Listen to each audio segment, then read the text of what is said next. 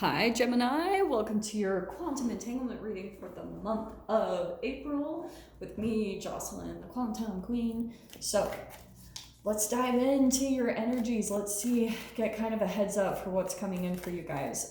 This is for Gemini sun, moon, or rising. Keep in mind that these are general readings, and if you guys would like to book a one-on-one reading with me, you can find my information down below in the description box. And just wanted to say thank you for liking, subscribing, and thank you for all the good karma donations. Alrighty, Roo. Haha. Okay, you've got the one coming in, which I love this card because okay, not to get too crazy on you guys, but I'm gonna go to the Neo in the Matrix. All right, and maybe you guys will agree with me, but Neo is like the one, right? The one that could bend reality and all that good stuff. And that's what I want to talk about is through this month, you'll be seeing that you have this unlimited power and ability to accomplish what you want to accomplish. You're not really being fazed by the fear in the Matrix. Like, it's not really phasing you. Yes, there's a lot of traumatic things happening going on, but you've also got the womb, and I'm going to dive into this, okay?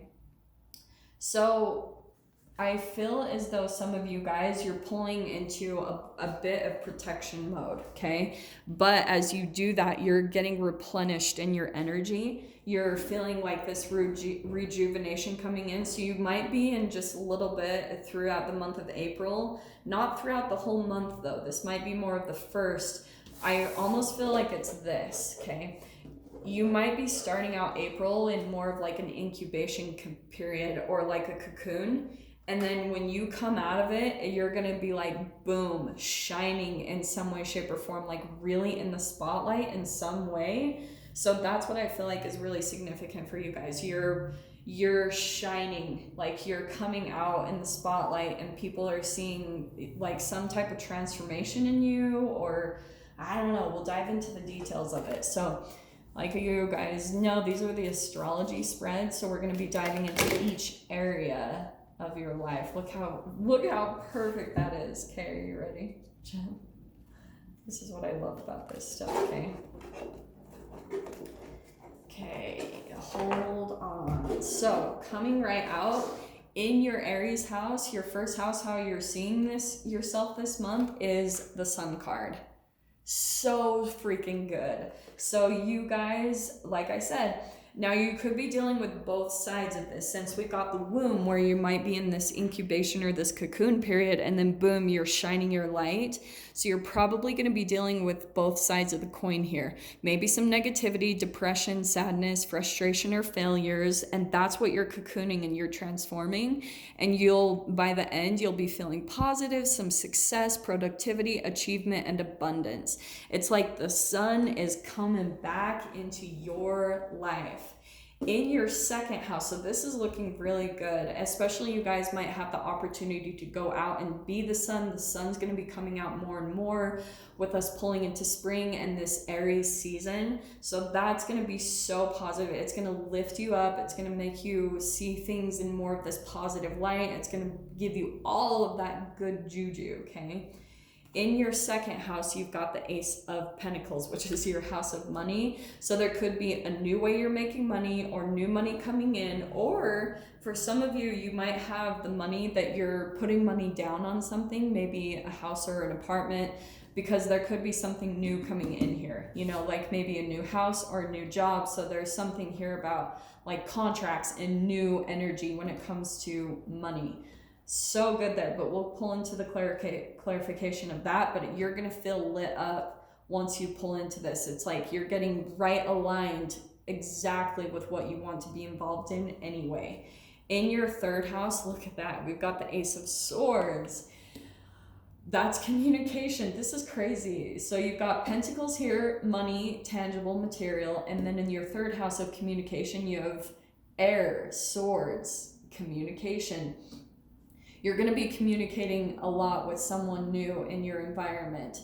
And you guys might be doing that too right now. You're like sitting on something and you're just talking with people on this new energy, and you're like getting really revved up for it. So you're like waiting to step out in the spotlight with it, because the sun also is about being in the spotlight. It's about being seen. So there's something here where you're like getting ready to show it, getting ready to expose it. In your 4th house, ooh, yeah, look at, we've got the 2 of Cups. This is your home, your family. So there's a lot of stuff coming in as far as partnerships and, you know, mirroring here. These are soulmates, but keep in mind that we're kind of looking at both sides of the coin here. So you could be dealing with relationships where there could be some imbalance, some broken communication, maybe some tension and resentment. But here's the opposite side of what can happen: some unity, partnership, connections, harmony, and commitment. So what I want to say, Jem, is if you're having any tension come up in partnerships and relationships, just try as much as possible to avoid conflict.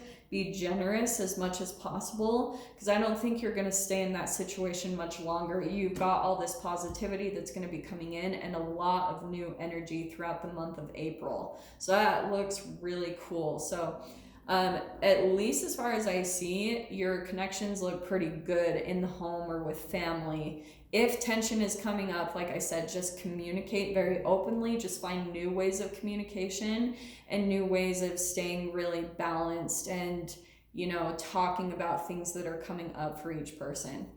In your 5th house, we have the King of Pentacles. So you guys could be dealing with an earth sign.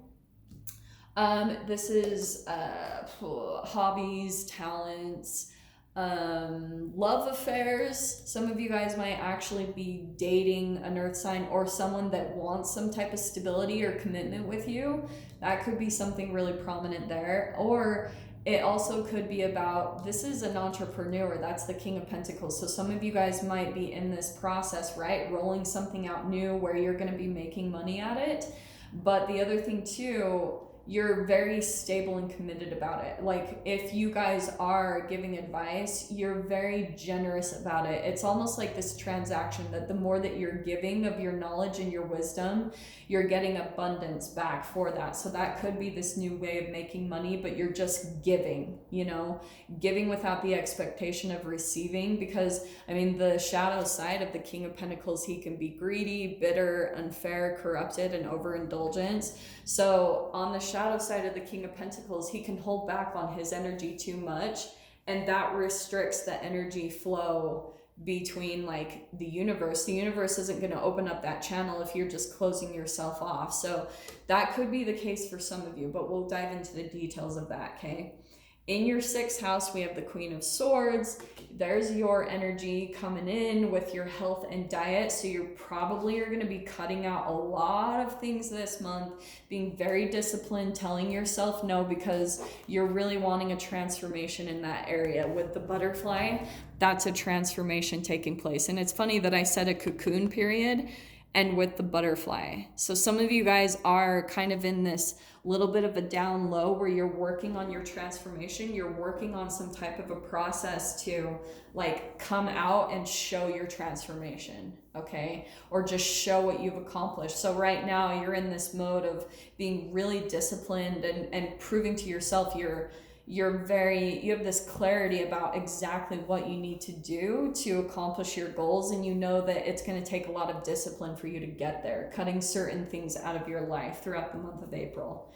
In your 7th house, we've got the Empress card. So this is partnerships, marriage. Some of you guys might be dealing with someone who's very nurturing, romantic, family, whoever this is. This can't even be your mother. But there could be something about with the womb. Some of you guys might actually be mothers and you're very protective right now, and you're kind of mother bear. Honestly, that's kind of what I'm getting from this, or that's how your mother is feeling about you. She's very protective and like, you know, hoping you're okay type of thing.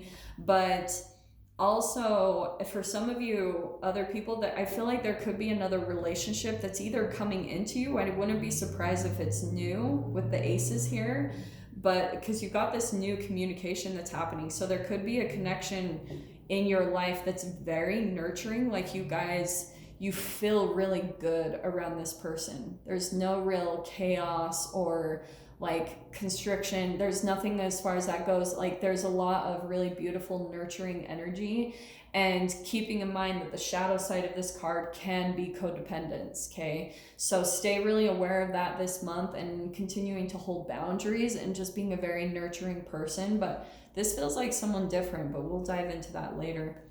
In your 8th house, we've got a synchronicity of an 8 on the 8th, and this is death, sex, transformation, and you've got the 8 of Wands. So this is like progress, assured happiness, fulfillment, and sudden growth. So this can be with your taxes, you're getting something back and it's bringing you some more happiness. It's like this is coming in very quickly, or you could have some type of fast communication that's coming in for you, something that you've been waiting for. Something's coming in quickly. Actually, I don't know why I'm getting this, but you could be having a package that comes in that you've been waiting for, and it's something that you've been wanting. It's similar to taxes. It's like when you get it, there's going to be this progress, like you're feeling this fulfillment, like this was kind of what you were waiting for to come in, so that you feel even more confident in your situation and continuing on your transformation process. But we'll dive into that a little bit more. In your 9th house, wow, you've got the 9 of Wands. So this is mental exploration and travel. It's funny because, so this is unexpected gain, discretion, is perseverance and resilience. So this is you in your mind continuing, even though you might be feeling really overburdened, you want to give up at times, this is continuing to be resilient, push past the hard times, because it's like the 9 of Wands is don't give up, you're about to cross the finish line. So that's why this is kind of like the dark night of the soul energy, where you feel really overburdened by everything that's going on around you. And this is about like continuing to see that it's like physics, you know, the deeper and the darker that we go into a dark night of the soul and lacking that light means boom, on the other side is going to be so much positive energy. It is a pendulum swing, my friends. So that's why I'm saying, like, I've seen this in my own health. When my health broke down 4 years ago, I had to pick it up and work on it. And on the other side was all this positivity, all the things that I wanted. That's what we're going through as a collective. So don't be too overburdened by what's going on. It's going to flip and things are going to be better, okay? All right, this is interesting. Here's the Aries energy finally coming into your spread. You've got the Knight of Wands in your career. So I feel as though what you guys need to focus on, there's things in your career that you kind of go back and forth on. You're not totally committed, and that's why I love that kind of these two are across from each other, because you're finally deciding to be consistent about things. Like, before you would like do this and do that, but here you are getting very organized and disciplined and structured, and it's putting an end to this energy, because this can also be a sign of some trauma bond energy from your childhood that makes it hard for your career to truly take off, because you haven't really found a system for yourself. So you might be a little bit all over the place, and it's just because you haven't truly found that thing that takes off. That will come, and it will come through your consistency, and again, your patience and diligence in continuing to do certain things that you know work, that are going to bring some type of an investment and payout. And that's why you're back and forth, because you're playing around with, okay, does this work in the business? Does this work? That's for some of you if you own your own business. Some of you guys also might be waiting, if you've got a job or a boss, you could be waiting to hear like what their decision is, and you might be wondering like back and forth, and it's making your energy go back and forth because you don't know what's going to happen. Don't worry too much, because I would say continue to just do your work, do the best that you can, and just look for other options. Look for things that are going to provide you security and stability in your mind, because that could be overburdening you. With those 2 wands right there, you've got a lot of fire energy right here. So in your 11th house, we've got the Temperance card. This is what I was talking about, of finding ways to keep yourself calm, self-care, and maybe even detoxing. That might be really beneficial for you right now, because you're gonna see some clarity come in as you kind of get rid of old toxic energies out of your body and out of your being, you're going to have some clarity come in that's going to help even put some stability to this back and forth energy here, right? So that looks really good. That's where you would want to focus on, especially if you're dealing, this is also social networking, friends. What I would do is only allow certain people in that are providing even more calm energy, just like making sure that the people you surround yourself with, that they feel like a sedative when you're around them, you know, just calm, peaceful, that type of energy, okay? In your 12th, we've got the Lover's card. Gem, that's your card right there. And it's in the Pisces house, which is self-undoing, self-sabotage. So there's probably a relationship in your life that you could be on the verge of cutting out. That's what I was saying with the Queen of Swords, with your energy. There could be a relationship, that could be the connection here. There could be a relationship that's back and forth in and out of your life, and it could also be affecting your career, especially for those of you that are entrepreneurs. This back and forth energy is causing you to feel out of balance, and you're putting an end to that this month. That's a part of your self-sabotage habit, but we will dive into that in the extended. So if you guys want to join me over in the extended, feel free, just go down below, click on the Vimeo link, and I'll see you on the other side. But Gem, if this is where we leave things, I'm sending you guys so much love, wishing you all the very best, and I'll see you in your next reading. Take care.